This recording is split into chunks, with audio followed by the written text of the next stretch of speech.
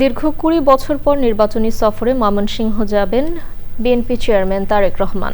মঙ্গলবার circuit house মাঠে জনসভায় যোগ দেবেন তিনি। তার সফর ঘিরে প্রস্তুতি নিচ্ছে বিএনপি ও এর অঙ্গ সংগঠনগুলো।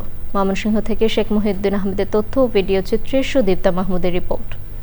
রাজনৈতিক দিক থেকে ঐতিহাসিক গুরুত্ব বহন করছে ময়মনসিংহ সার্কিট হাউস ময়দান। দেশের সব দলের শীর্ষ নেতাদের পদচিহ্ন পড়েছে এই মাঠে। এই মাঠেই মঙ্গলবার জনসভায় ভাষণ দেবেন বিএনপির চেয়ারম্যান তারেক রহমান। ২০০৫ সালে বিএনপির ইউনিয়ন প্রতিনিধি সম্মেলন উপলক্ষে সফরের ২০ বছর পর তারেক রহমানের এই সফর ঘিরে নেতাকর্মীদের মধ্যে বিরাজ করছে উৎসবের আমেজ। চলছে বিএনপির অঙ্গ সংগঠনের শুভেচ্ছা মিছিল, হয়েছে বিভাগীয় প্রস্তুতি সভা।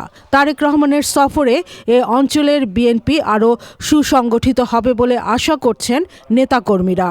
তারেক রহমানের আগমনকে উপলক্ষে সবাই একত্রিতভাবে এক হয়ে ইনশাআল্লাহ ধানের শীষের পক্ষে সবাই কাজ করা শুরু করে দেবে। আমাদের নেতা কর্মী এবং সাধারণ মানুষের মধ্যে যে উচ্ছ্বাস দেখেছি, তার কাছে সেই উচ্ছ্বাসই প্রকাশ পায় আসলে চেয়ারম্যানের কাছে এই দেশের মানুষের অনেক প্রত্যাশা। সকল অঙ্গ সংগঠনের নেতাকর্মীরা ব্যাপক উৎসাহ উদ্দীপনার মধ্যে আছে।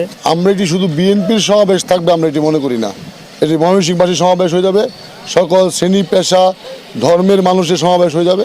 মঙ্গলবার দুপুর ২টায় সার্কিট হাউস মাঠে জনসভায় ময়মনসিংহ বিভাগের প্রার্থী ও জনগণের কথা শুনবেন বিএনপির চেয়ারম্যান। আমাদের ২৪টি আসনের সমস্ত আসনের প্রার্থীরা তাদের গণমানুষকে নিয়ে এই সার্কিট হাউসে আসবেন এবং ওনার কথা শুনবেন। নির্বাচনের আচরণ বিধি মেনেই আমরা আমাদের সকল প্রস্তুতি সম্পন্ন করেছি। তারেক রহমানের সফর ঘিরে ময়মনসিংহে নেওয়া হয়েছে কড়া নিরাপত্তা ব্যবস্থা। Sudipta Mahmud, channel I.